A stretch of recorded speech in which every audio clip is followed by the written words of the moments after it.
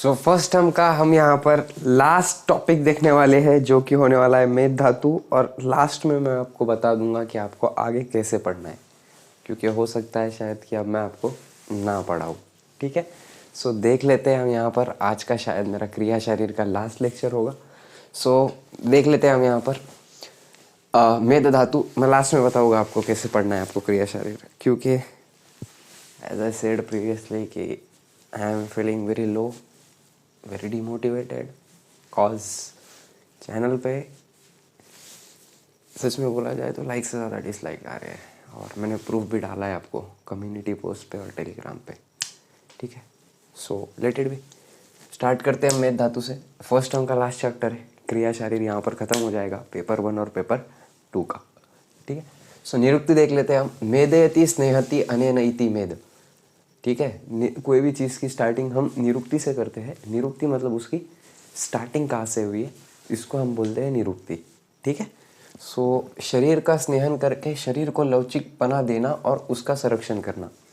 मतलब मेद धातु का निरुक्ति कैसे हुई है, मतलब उसका काम क्या है। इन सिंपल वर्ड्स, निरुक्ति का मतलब वहाँ से उसकी शुरुआत कैसे हुई, बॉडी में उसकी शुरुआत कैसे होती है। तो बॉडी में उसकी शुरुआत होती है कि वो लवचिकपना मतलब इलास्टिसिटी देने का काम करता है बॉडी में, और उसके साथ साथ यहाँ पर संरक्षण देने का भी काम करता है। ठीक है, आज एनर्जी थोड़ी डाउन है क्योंकि बहुत बुरा लग रहा है अंदर से।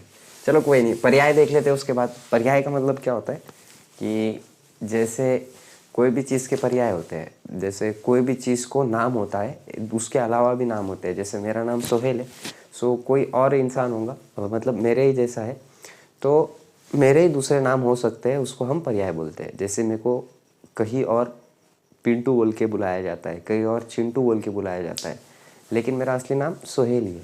तो इसका मतलब क्या हुआ कि निकनेम। पर्याय का मतलब क्या होता है, उनके निकनेम। तो इनके निकनेम क्या क्या हो सकते हैं, देखो सबसे पहले पे क्या है, मासच, मासतेज, अस्तिकृत, वसा, वफा। अब ये मासच क्यों आया इसका पर्याय, क्योंकि ये मास के बाद बनने वाला धातु है। ठीक है, उसके साथ साथ मास तेज कैसे आया कि मास तेज के बाद मतलब मास के बाद बनता है ये, इसीलिए। अस्तिकृत मतलब जो मेद धातु है, मेद धातु के बाद अस्थि बनती है। ठीक है, और वसा और वफा मतलब, वसा का मतलब होता है कि चर्बी हमारी। ठीक है, जो ब्लबर रहता है उसको वसा बोलते हैं, और वफा वही बोलते हैं उसको भी। और पंचभौतिक संगठन क्या है इसका, पांचभौतिक संगठन मतलब ये सृष्टि जो भी है, जितना भी यूनिवर्स है, वो 5 चीज़ों से मिलकर बना हुआ है। उसमें से एक स्पेशल चीज़, उसमें से 5 चीज़ें कौन से है, वायु, आकाश, पृथ्वी, जल और अग्नि। ठीक है, सो ये किससे बना हुआ है, देखो श्लोक बता रहा है, मेदो जल पृथिन्यात्मकम, जल पृथिन्यात्मकम। जल आया यहाँ पर और पृथ्वी आई।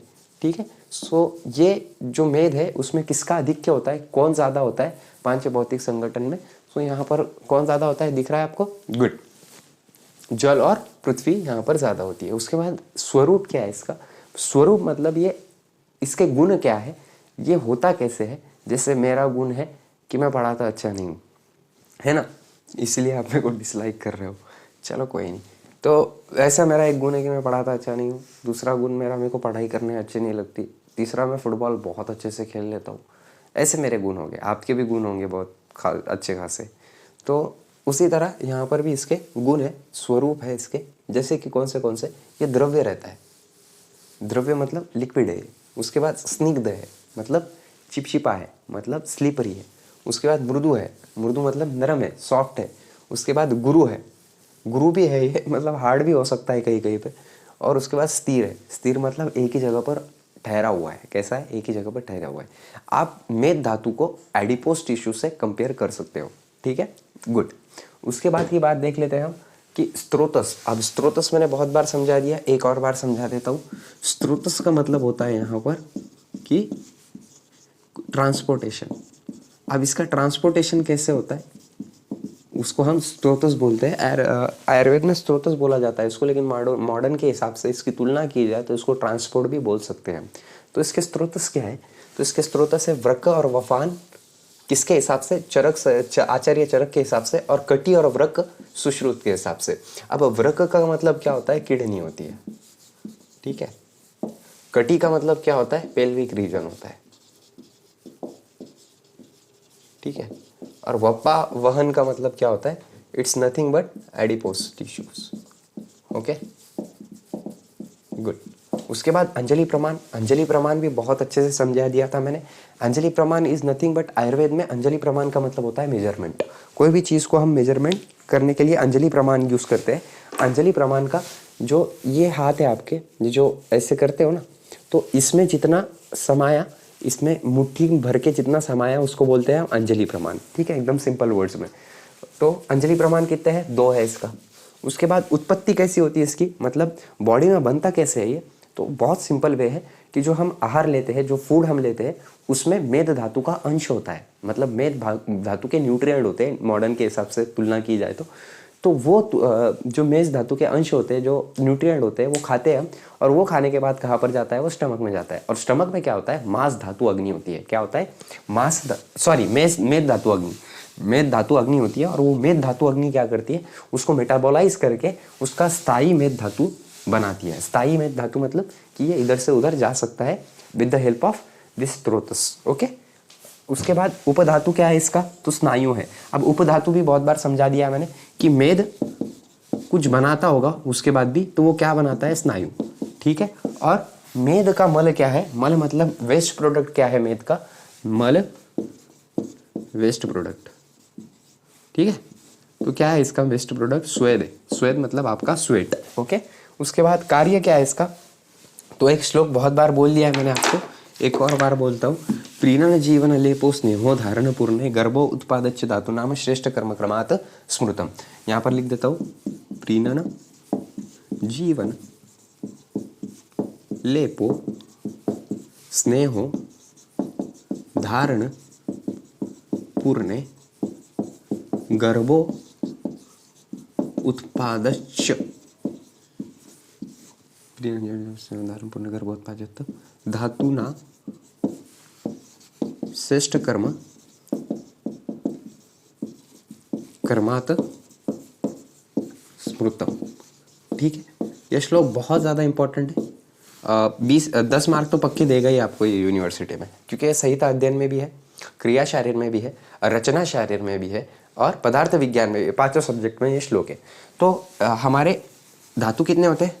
7 होते हैं। रस, रक्त, मांस, मेद, अस्थि, मज्जा एंड शुक्र। ठीक है, सो यहाँ पर क्या बोला हुआ है देखो, प्रीणन रस के साथ, जीवन रक्त के साथ, लेपन मांस के साथ, स्नेहन मेद के साथ, धारण अस्थि के साथ, पूर्णे मज्जा के साथ, गर्भ उत्पादच्च शुक्र के साथ। ठीक है, अब ये मैंने पूरा एक्सप्लेन किया हुआ है रस रक्त मांस मेद का। ठीक है, अभी मेद का कर देता हूँ।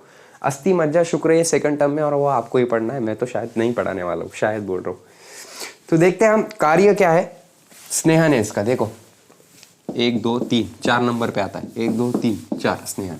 ओके, सो स्नेहन का मतलब क्या होता है कि बॉडी को ल्यूब्रिकेट करना, बॉडी को ल्यूब्रिकेशन देना, ये इसका यहाँ पर काम है। ठीक है, कोई बात नहीं। तो स्नेहन मतलब क्या होता है? मेदस श्रेष्ठ कर्म, मतलब स्नेहन, स्वेदन, दृढ़त्व और अस्थि पोषण करने का काम किसका है? यहाँ पर स्नेहन करना, ये मेन काम है किसका? मेद धातु का। लेकिन वो स्नेहन भी कर सकता है स्वेदन। स्वेदन मतलब पसीना निकालना। ठीक है, दृढ़त्व मतलब कि शरीर को दृढ़ता प्रदान करना, टफ बनाना। उसके बाद अस्थि का पोषण करना भी, अस्थि जो बोन्स रहते हैं उनका भी ये पोषण करता है। उसके बाद मेद की वृद्धि देख लेते हैं हम। मेद वृद्धि मतलब क्या होता है कि कोई भी चीज बॉडी में अगर बढ़ जाती है तो उसको हम क्या बोलते हैं? वृद्धि बोलते हैं। और उसके हमको सिम्टम्स देखने को मिलते हैं, बड़ा ऑब्वियस सी बात है। तो उसके सिम्टम्स क्या देखने को मिलते हैं हमको? तद्व मेदस्तता श्रमम अल्पी अपि चेष्टिते श्वास स्पीक स्तनोधर लंबनम। Very very very important. 5 mark first term, लेकिन यूनिवर्सिटी में 5 मार्क। ठीक है, दोनों के श्लोक याद कर लिया और इसका एक्सप्लेनेशन याद कर लिया तो ठीक है। सो देख लेते हैं मेद वृद्धि का। तद्वो मेदस्तता श्रमम अल्पी अपि चेष्टिते श्वास स्पीक स्तनोधर लंबनम। श्रमम अल्पी अपि चेष्टिते का मतलब क्या होता कि थोड़ा सा काम किया तो जो स्टमक है उस पर दबाव और थकान हो जाती है।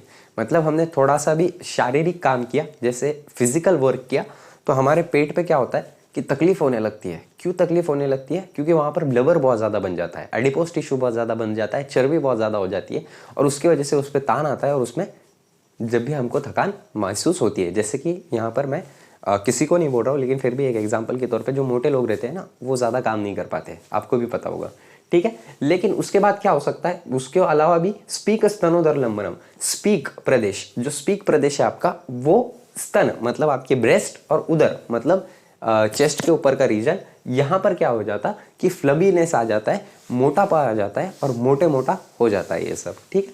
उसके बाद शरीर का वजन ऑटोमेटिकली बढ़ने लगता है। ये सबसे पहला रीज़न है कि आपके बॉडी में मेद की उत्पत्ति बहुत ज़्यादा हो रही है, इसलिए आप मेद पोषक अंश कम खाओ। मेद पोषक अंश, अब मेद पोषक अंश कौन से है, जो भी आपका मॉडर्न फूड टेक्निक से लाइक बर्गर हो गया वगैरह वगैरह वगैरह, पिज़्ज़ा, ये सब कम खाओ। जो फास्ट फूड है वो कम खाओ, हेल्दी फूड ज़्यादा खाओ, क्योंकि जो फास्ट फूड रहता है उसमें मेद की जो मात्रा रहती है वो बहुत ज़्यादा होता है, मैदा, ठीक है, गुड।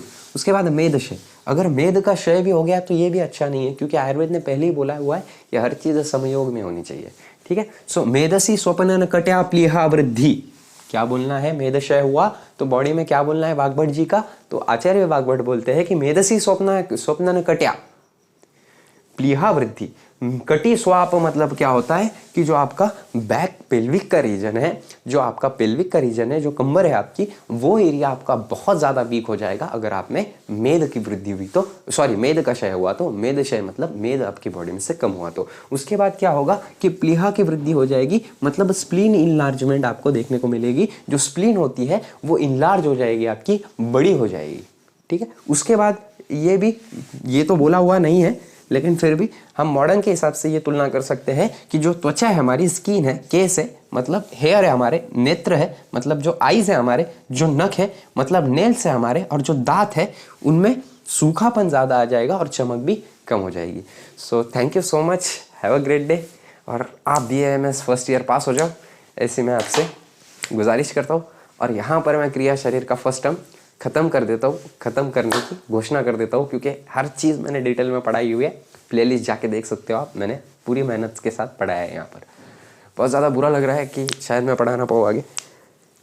रात को रिकॉर्डिंग कर रहा हूँ मैं, 3 बज रहे हैं अभी, और क्या होता है ना, मेरे को रात को ही रिकॉर्डिंग करनी पड़ती है क्योंकि फिर यहाँ पर शोर कम होता है। सो जल्दी 4 सब्जेक्ट कंप्लीट हो जाएंगे हमारे। संस्कृत तो नियर अबाउट कंप्लीटेड ही है, संस्कृत का 1 लेक्चर और सारा कंप्लीट हो जाएगा फर्स्ट टर्म, और क्रिया शरीर यहाँ पर ख़त्म होता है। सो सारा पढ़ा दिया। मॉडर्न तो मैं नहीं पढ़ाने वाला था क्योंकि मॉडर्न बहुत ज़्यादा वास्ट है पढ़ने गए तो, लेकिन अगर थोड़े टाइम में पढ़ा जाए फर्स्ट टर्म का तो बहुत कम सिलेबस है, नीट के इतना ही सिलेबस है। नीट की फिजियोलॉजी पढ़ लो, बात ख़त्म हो जाएगी एज एन यूजुअल, जितनी भी नीट की फिजियोलॉजी ख़त्म हो जाएगी। और बहुत मेहनत की है सच में, 18 घंटे काम किया है। चलो थैंक यू, कोई बात नहीं, thank you so much, bye.